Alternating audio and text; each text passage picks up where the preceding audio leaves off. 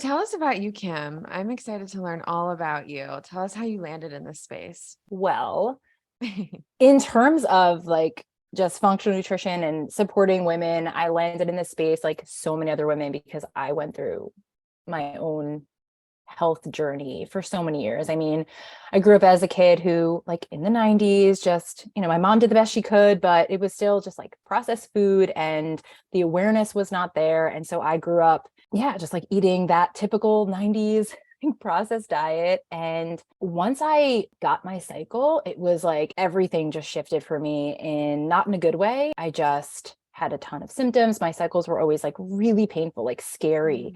And it just instilled like this fear in me. And there's like, again, not enough education. So I went through such a journey with that and then bring in like body image stuff and chronic dieting. And again, like, unfortunately, such a common story. And through different parts of my life, I started to just like zone in on nutrition. And then that led me to CrossFit. And I found the paleo diet and I read a book and I read about the NTA and I decided at that point to actually shift careers. Like I was going to school to become an English teacher and like it was just like my life was calling to something else. I was like, I've always wanted to help women and teach. And yeah, I went to the NTA. Actually, first I went to a master's in health education and that solidified like I do not want to be in the, mainstream public health sphere.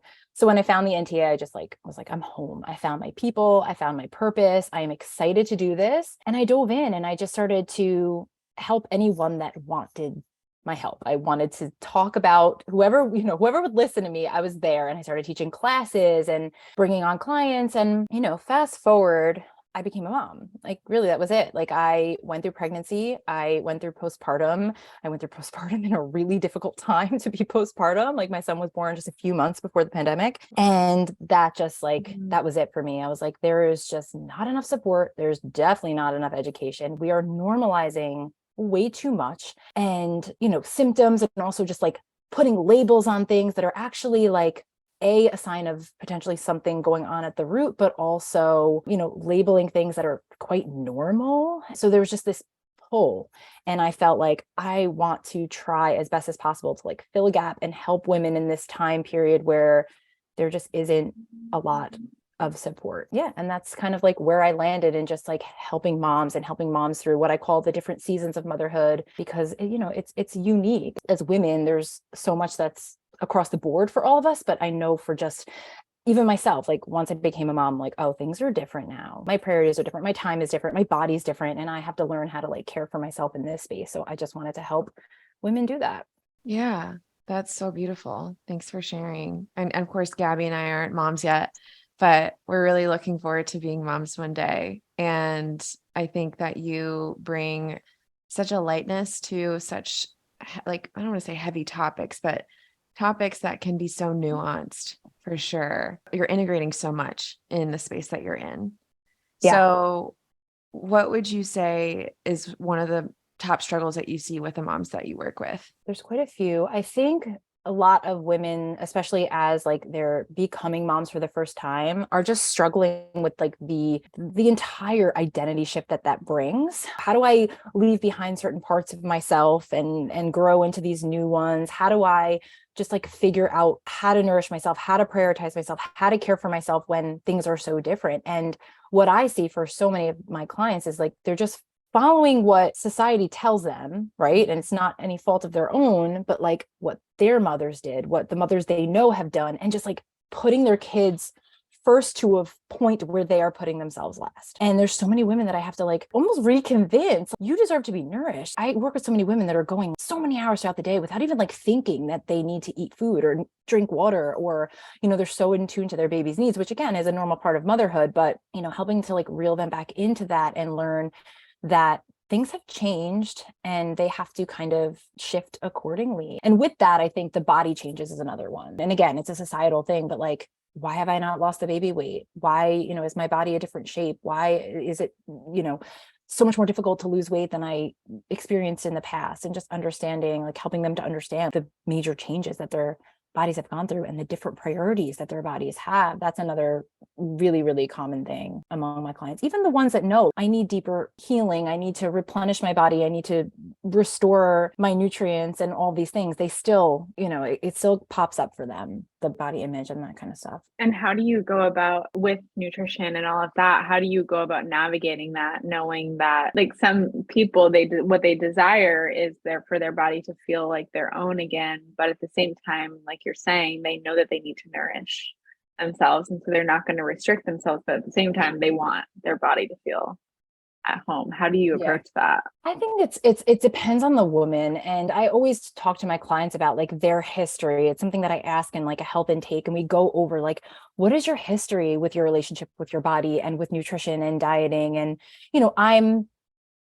I haven't had many clients, at least who have like come forward and said like, I had a diagnosed eating disorder. But, I do, if that is something that pops up, like I'm always recommending and referring out and hoping that my clients want to collaborate. And I tell them like, if this is beyond my scope, like I'm going to help you. And hopefully there's a major education piece that comes with it for me, helping them to like actually understand. But I think that the mental health support is really, really important. And it takes time for many women, and it takes for so many of the women that I work with. It's like this concept of like nourishing their bodies. It's not just something that shifted in postpartum. I have a client who's in her 60s who is just like, I dieted for decades of my life, and it takes them to actually nourish themselves and understand how good they can feel for them to be like, oh, I've been chasing I don't want to say wrong, because I never want to say anyone's goals are wrong or right, but maybe not the most aligned goal for me. So it's definitely a process. It's definitely collaborative, and I'm an open book with my clients, and I just like to create the safest space for them. Again, I'm not anti-weight loss. I'm not going to tell anyone how to feel about their bodies. I want that to be like a discussion that we have. And like I said, if it's something that I think is more pressing that we can work through together, I will refer them out. I will send them resources. I actually have a growing list of wonderful podcast episodes on this topic that I will send my clients. I'm like, hey, maybe you need to hear from someone else. Maybe you want to hear a different perspective on it. Maybe you want to, listen to women that have gone through this and what their thoughts are. And I would say for 99% of my clients, it's a shift. It's something that occurs and they're like, oh, I get it now. And many of my clients work with me for quite a long time and realize like, oh, I'm feeling really good. My health markers have improved. And now all of a sudden my clothes are fitting different and I am releasing some of that weight. And sometimes there's an emotional element to that too. So yeah, I know that's not like a straightforward answer, but it's like so complex. Yeah, I didn't expect it to be one. And I love that you mentioned that it's not up to you. Like as practitioners, it's not up to us to tell somebody how they should be feeling in their body, or to say something like, you're beautiful, you just had a baby, remember that you just did this. It's like, that's very invalidating. And it's not up to us to tell someone how they should be feeling. But at the same time, we're teaching how to nourish and how to naturally have your body fall back into place. And we've talked about this before, the pendulum swing. And I think this can relate to postpartum. The pendulum swing from diet culture was like, okay, on one end we're diet culture, you're eating Special K. And then the other pendulum is like, you're not allowed to want to change your body. Mm-hmm. And how do we get back into the middle, especially in a time of postpartum? So I love that. Yeah, I 100% agree with you. It's never. And a lot of my clients understand that. And like cognitively, like, no, I get it. Like, I get that I shouldn't want this, but like my body doesn't get the message, or this is still coming up for me. And because there is so much physical change and life change, and it's a tumultuous time for a lot of my clients, it's also just like reeling in, like, what are the emotions behind this? What is the root driver of this as well? Sometimes it's just this desire to control, because so much is out of your control. And I see this happen, and this happened for me definitely in my experience with sleep with my son. Like, so many things were out of control, and I was like desperate to try to control something, and I was like obsessed with like learning how to help him sleep better. And I feel like the same can be said for dieting and weight loss efforts in this period. It's like everything's crazy right now. I need to feel some semblance of control. Yeah, all in the name of safety. I'm feeling so out of sorts, and I feel like I'm like everything else is just controlling me. So what can I do to just kind of create that little bit of safety? So it all makes sense.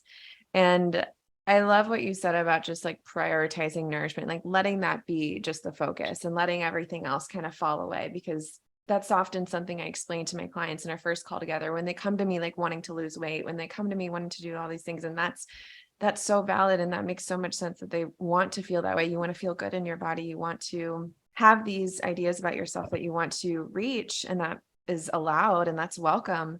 And I think also at the end of the day, a lot of my clients want to have that sense of like true nourishment. Like, I want to stop the hamster wheel. I want to stop dieting. I want to stop doing all these things that haven't helped me so far. And obviously I'm here. And so I'm ready to finally just prioritize nourishment.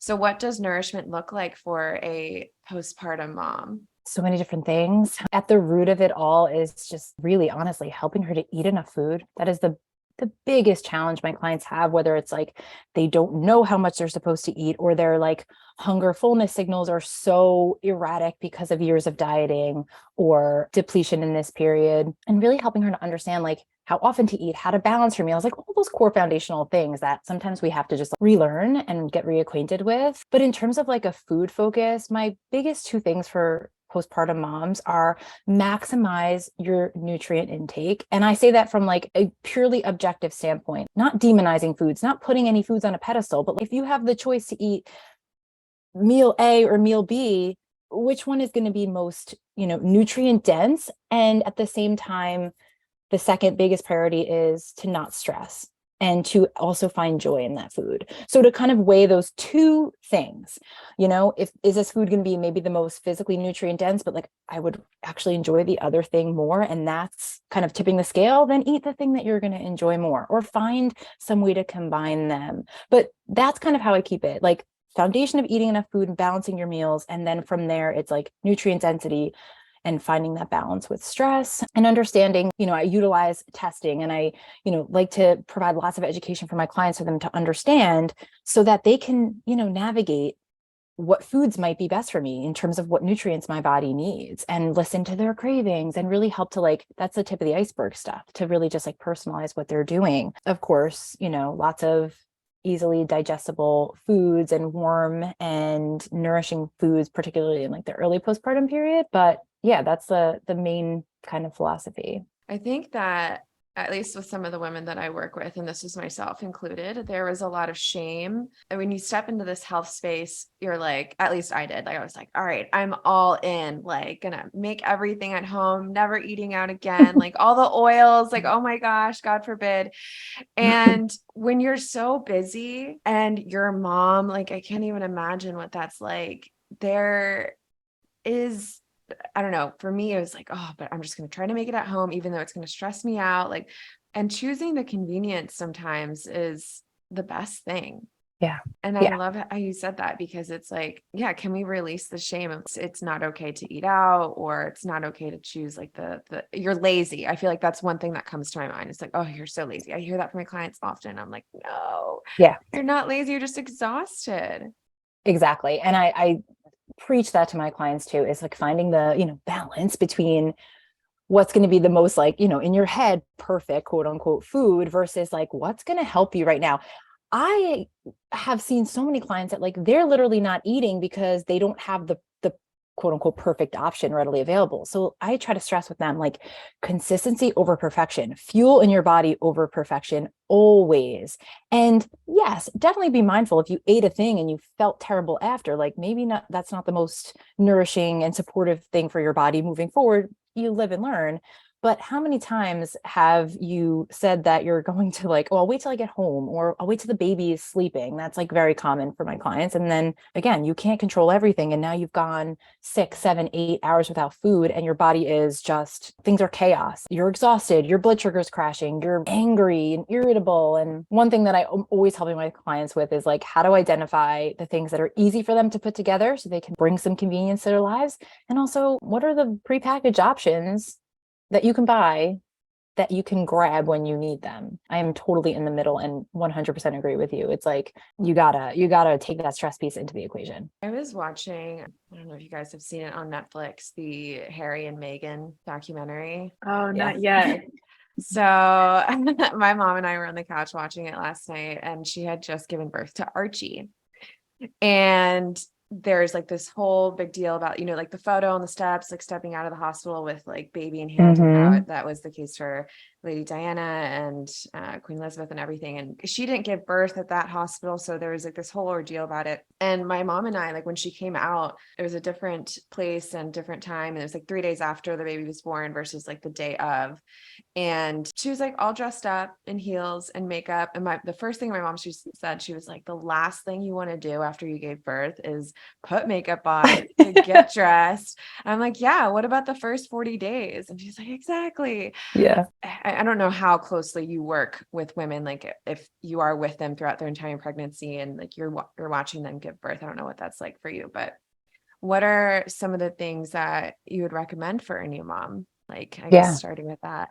Like you said, simplify it, rest. As much as humanly possible. A lot of my clients I do work with like through the spectrum, like they're pregnant, they continue on with me, but lying in, having people like, it's like not even at this point, you're not really even able to care for yourself. You need people to care for you. So there is often discussions about, and I do this with my pregnant clients. We have a postpartum planning session and I help them identify like not just foods and like, freezer meals and those types of things, but I'm like, who in your life is going to help you? Whether it's your partner, whether it's your mom, your mother-in-law, your neighbor, whoever, whether it's a doula that you hire, you need people to tend to you and that you need that pressure taken off. So who's going to help you? Who's going to nourish you? And definitely just taking that like pressure off of yourself to like be or feel or do anything because you don't know how you're going to feel. I personally, and I only have one, so I don't know, it could be different the next time.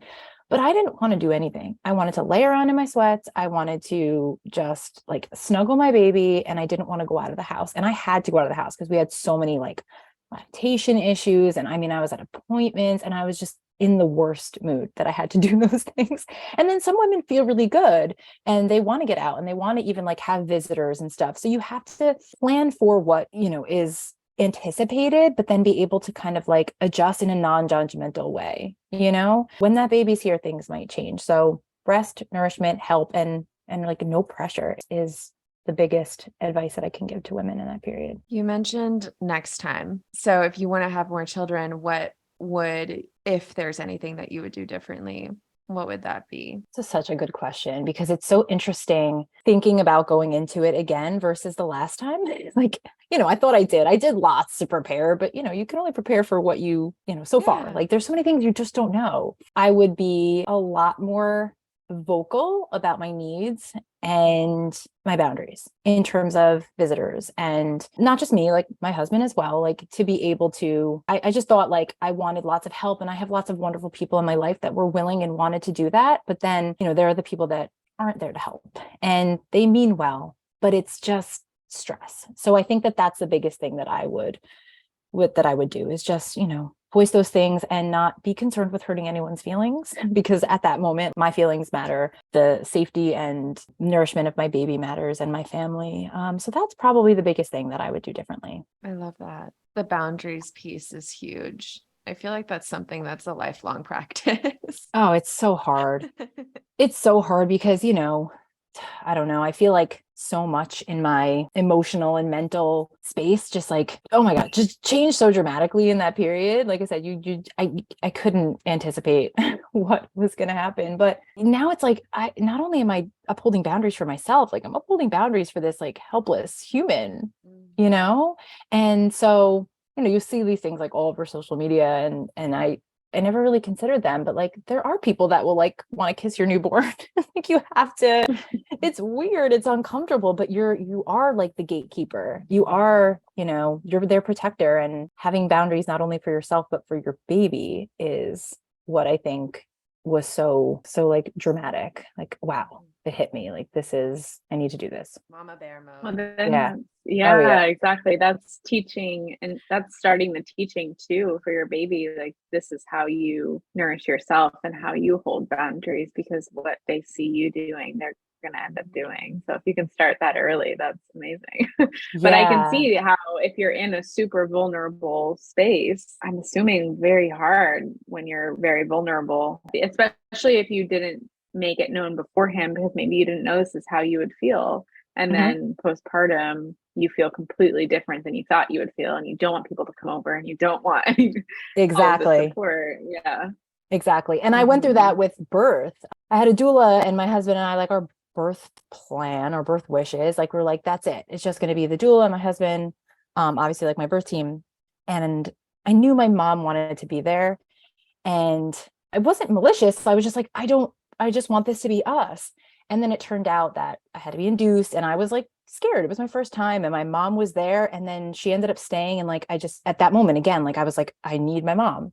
And she stayed and she watched. And at this point, like, I'm so grateful that we had that experience, because I don't think, we'd be able to do that again. But again, just like not judging yourself for planning things and then feeling differently in the moment. It's really hard. It's hard with families. It's hard with, those relationships, but in the end, it's what's best for everyone to like speak up and say those things. I love that you use the word wishes. That's what I'm going to use from now on, because I feel like I've been creating my birth plan for the past, well, I created it like 6 years ago. I love that. Like, I already know what I want to do. Like, no need to try to change my mind. Like, this is what I'm doing. Yeah. And I've realized over the past year, I was like, wow, it is so fear-based. It is. And a plan is so set in stone that you have this plan. And when things don't go your way, and inevitably, yes, I know some births do go as planned, but again, birth is so unpredictable. My birth did not, at least initially, go as planned. And I had to have backup. I had to understand, like, okay, well, plan A is out the window, and I have these backup options in terms of what feels good. And for me, it was all about not just the end result of like happy, healthy baby. Again, that can be so invalidating, but I knew what my major end goal was: to have at least like the unmedicated, unsupported. That was what I wanted. And so if little things had to go awry, I was okay with that, because I knew I had the backup, and I knew that it still could get me where I wanted to go. So yeah, I remember I don't know, I read that or heard it, and I was like, that makes so much more sense than a birth plan. It does. I was listening to the author of Wild Feminine, Tammy Lynn Kent,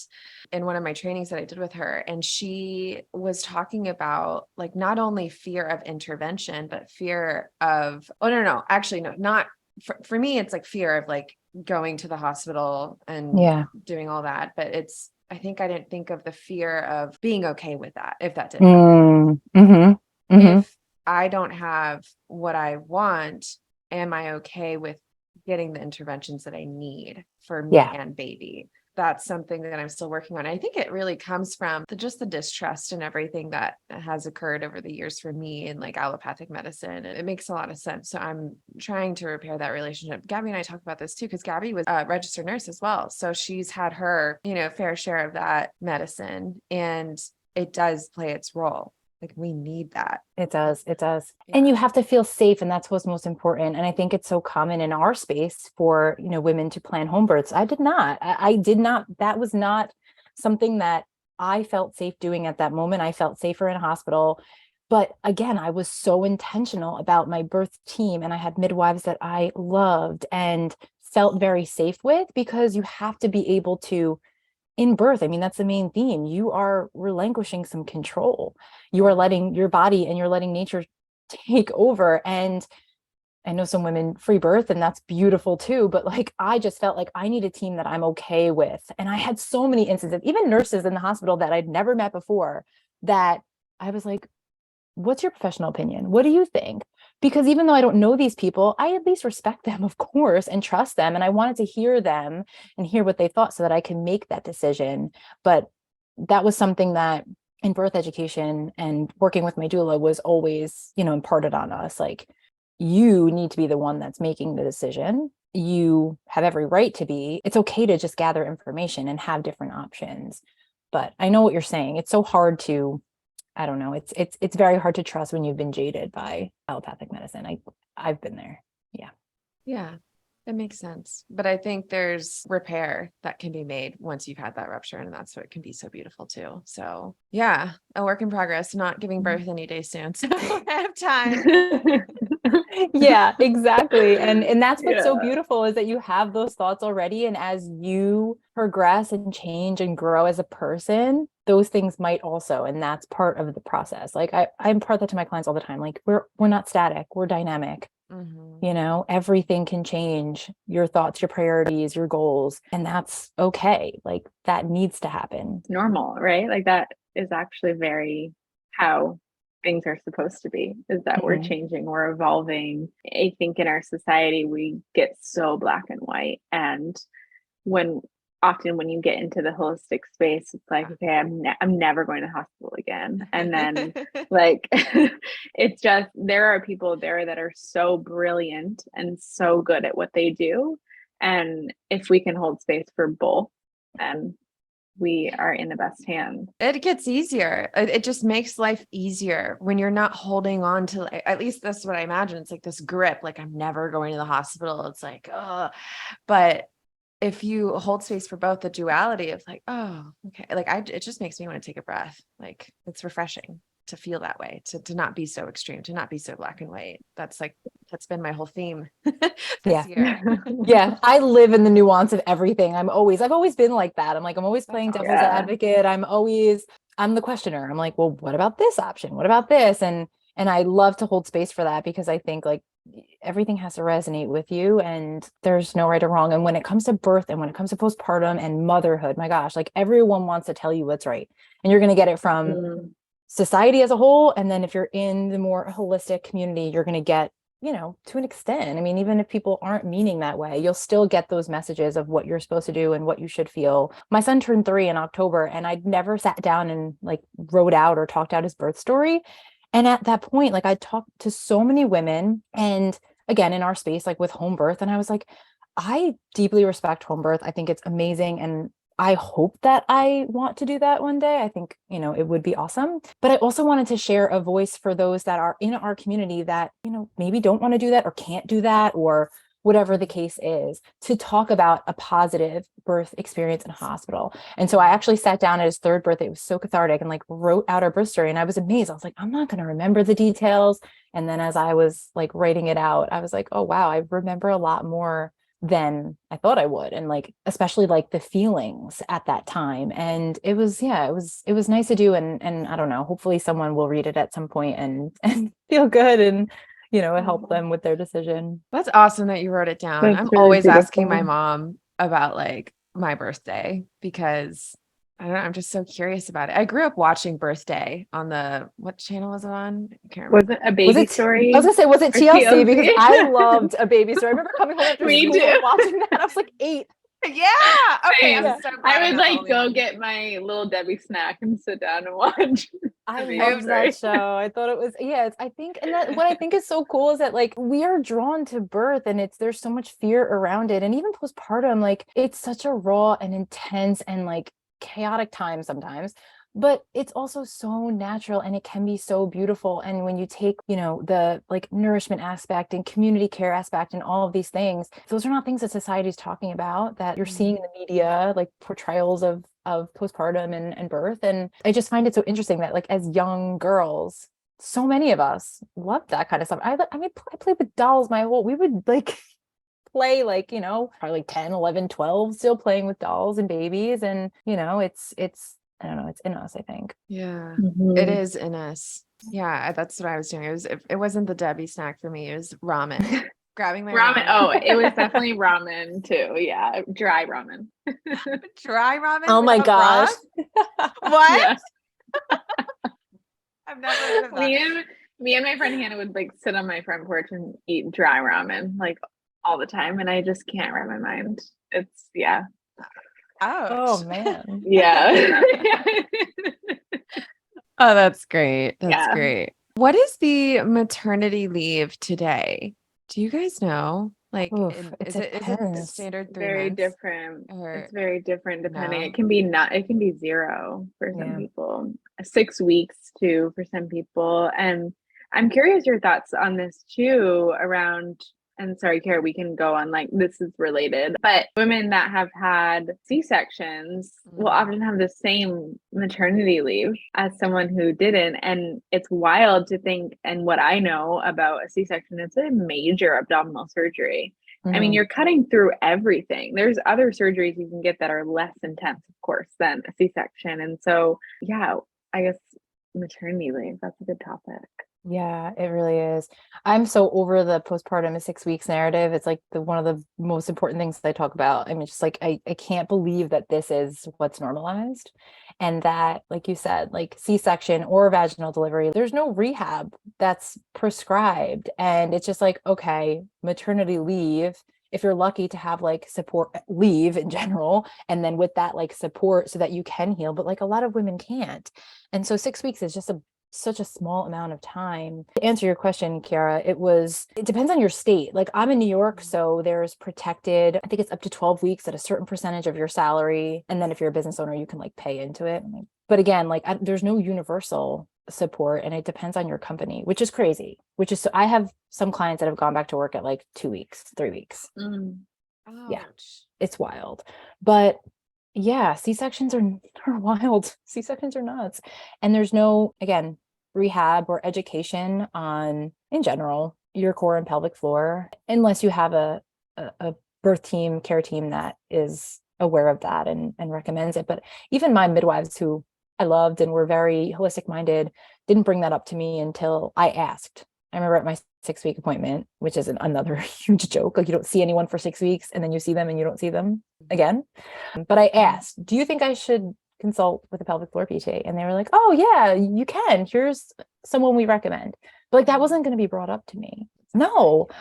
I went out to lunch the other day with two of my best friends. One had a baby earlier this year and the other one is due next month. And we were having discussion about labor, and she was asking questions about tearing and things like that. And again, fear. She was like, I'm so scared of this happening to me. And so I was talking about my experience and like how pelvic floor PT helped me so much and how they can do internal exams. And my other friend who had a C-section was like, wait, what? And I'm like she didn't even, this was something that again was not talked about with her. And so we were talking about like common symptoms and she's like, oh, well, yeah, that happens to me. I was like, well, this is not technically normal and there's help available. So it was a wonderful conversation and I'm glad we had it. But for women to not be getting this information to me is so frustrating because now you're again living with symptoms. It's going back to everything. It's like now you're just living with symptoms that are so normalized that actually aren't normal and you don't have to deal with. I'm so grateful I know about the pelvic floor now. Like it just explained so much. And when I found out about it, I was like, are you kidding me? Like, why wasn't I taught this? I grew up like tucking in my belly to like be ashamed of my belly. So like cinching whenever I could, on top of that, the anxiety that I was dealing with, like just constantly contracted, everything just like lifted. Yep. And it makes so much sense that I developed digestive issues.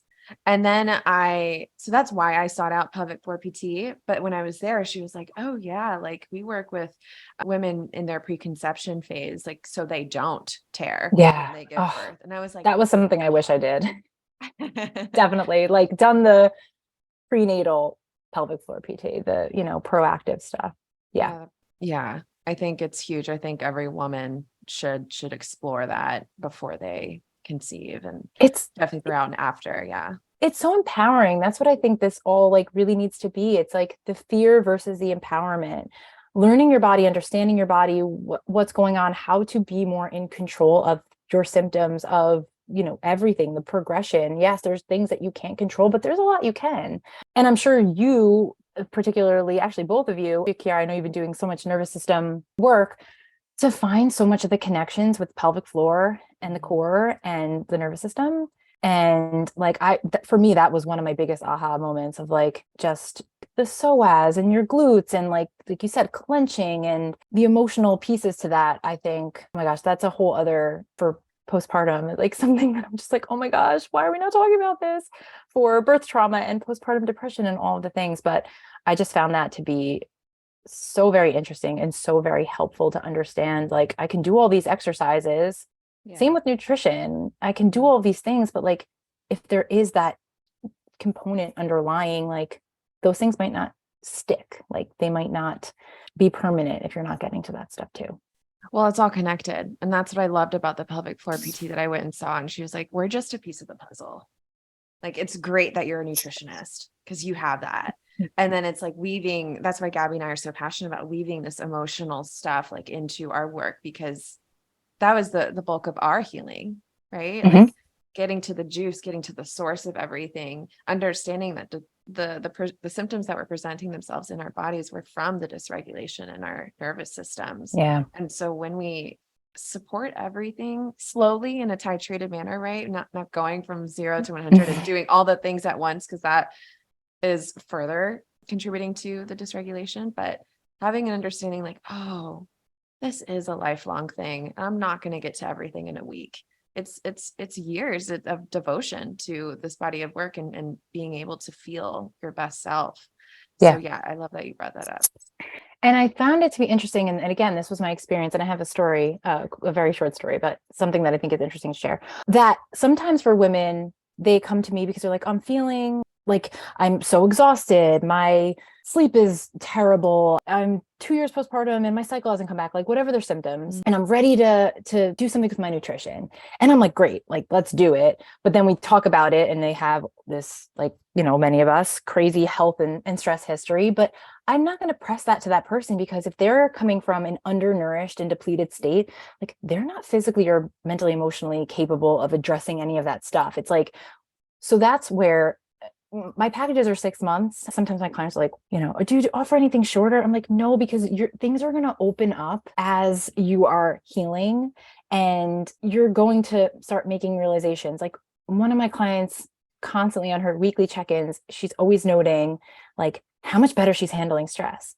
And so many clients will say like how, you know, emotional things are starting to come up, memories that they, you know, weren't aware of, and things that they were addressing in therapy. Because when your body's nourished and your brain is not in survival mode and your body's not prioritizing, like you're able to do those things. So yeah, it's just as part of that journey, it so often will like veer in that direction for so many of my clients, even though they're just like, I'm going to start with food. But quick story with that, when I was like a year postpartum, I was like, you know what, I was struggling with like my mental health at that point. It was like a year into the pandemic. I mean, who wasn't?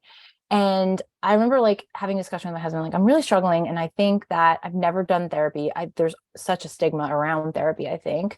And even at that point, like I was like, oh, something's wrong with me that I want to do therapy. Not the case.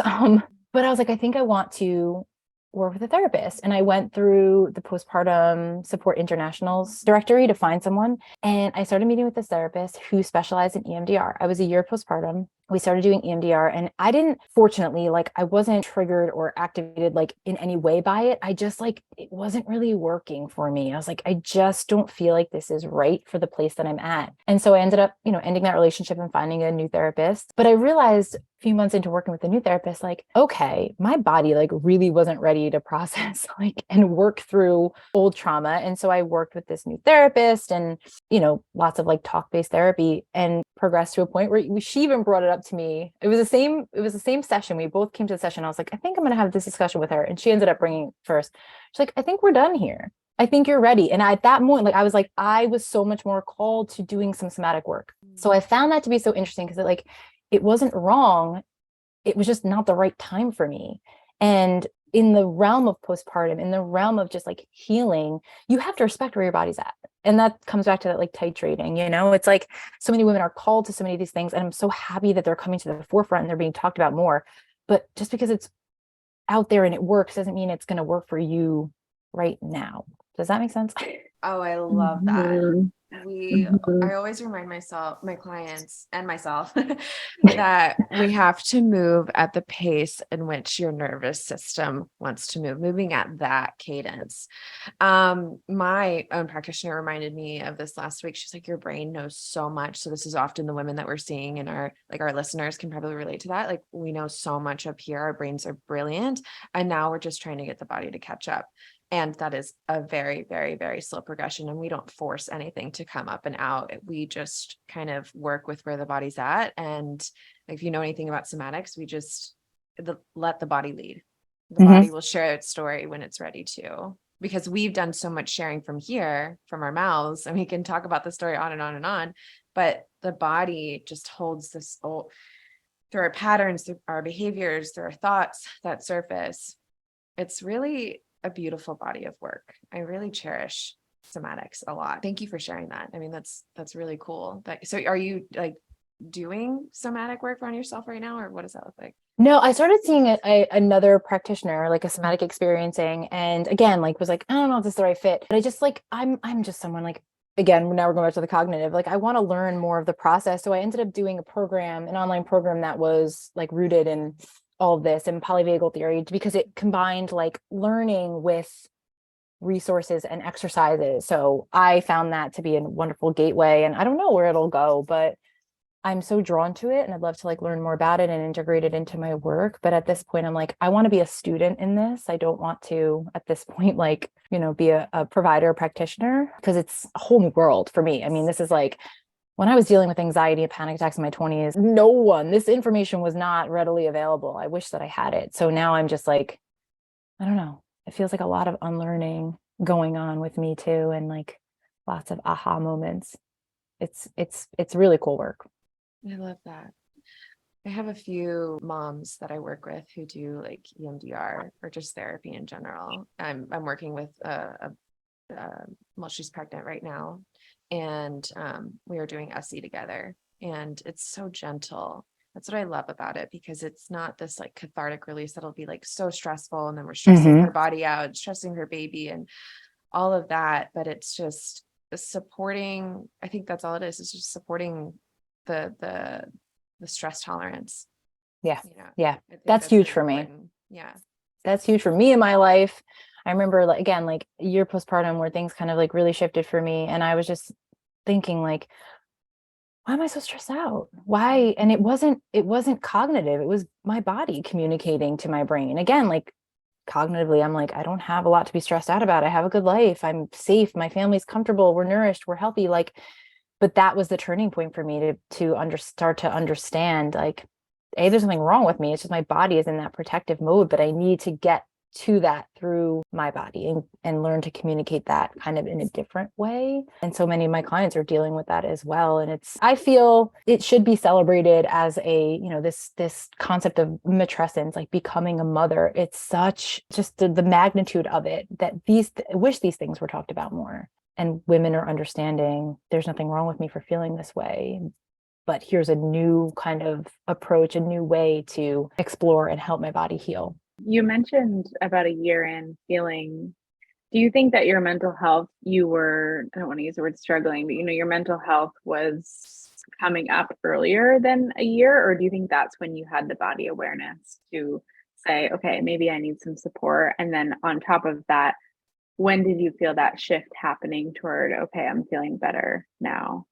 Do you have kind of, or is it blurry? It's a little blurry, but I definitely have an understanding at this point of what was going on. A little backstory into my postpartum experience. My son was born October of 2019. So the pandemic happened a few months later, and we had a horrible breastfeeding journey. He was born with restrictions, and again, that was information that like wasn't really available to me. And I was so sleep deprived and stressed that I decided to exclusively pump for him. And it was like a journey of grief for me to like really, like everyone told me like, oh, at least he's getting your breast milk, right? Like at least you have a happy, healthy baby.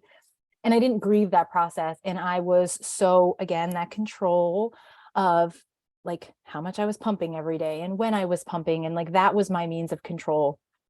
And so for a while, for that first year postpartum, I was living in fight or flight. Like I was like the definition of it. So activated and, hypervigilant. And throughout that experience of at the same time, like not having, I had my village, but overall, like what the world was going through, I felt so isolated that like at that year postpartum was when my body's like, yeah, we've had enough. And I was so depleted and I feel like I just crashed. And so the experience beyond that was more of this, that's when I started diving deeper. That's when I learned HTMA. That's when I ran my own. That's when I started diving into that area as well as like the mental health piece. And what I found to be so interesting, and talk about things that are women, moms, especially like feeling bad about, I went through this intense period of just like rage and like, why am I feeling like this?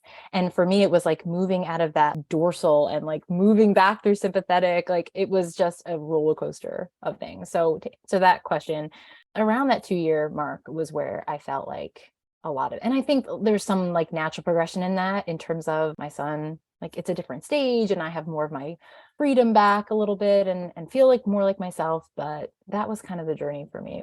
It was definitely a roller coaster. I mean, it's still not perfect, but it was up and down for quite a while. Wow. Thank you for bringing that up. I think that you're going to help a lot of people feel very seen, the rage piece, because I think there's a lot of shame around that in a lot of people. And the fact that your progression happened with the grieving, realizing that you hadn't grieved, and then the rage came, because we talk about this a lot, that the grief is often covering up actual anger and rage and all of that, or the opposite, the anger can come in and then the grief can erupt after that because it's protective.